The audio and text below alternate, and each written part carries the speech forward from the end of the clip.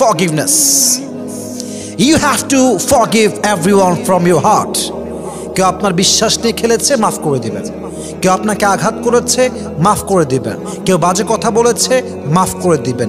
কেউ আপনাকে আপনার হক নষ্ট করে দিয়েছে, মাফ করে দিবেন। মাফি হচ্ছে পৃথিবীর সবচেয়ে পাওয়ারফুল একটা হিল ফিলিংস দেয় আপনাকে, একটা পিস ফিলিংস দেয় আপনাকে।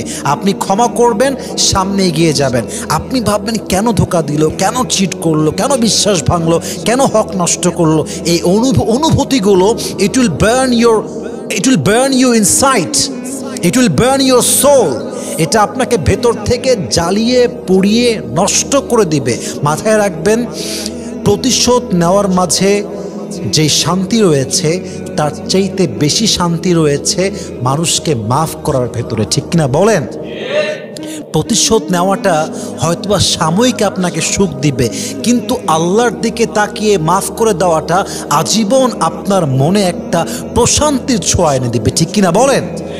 জীবনের যে কোনো পরিস্থিতিতে ধৈর্যশীল হবেন এবং সবাইকে মাফ করা শিখবেন।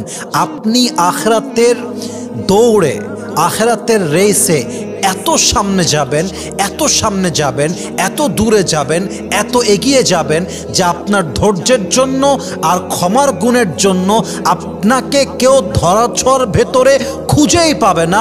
আপনি হবেন সেরা। You will be the best of the best and you will be the boss of the all bosses. আপনি হবেন সেরার সেরা ক্ষমার জন্য আর আপনার ধৈর্যের জন্য। স্মল পড়ে সবাই।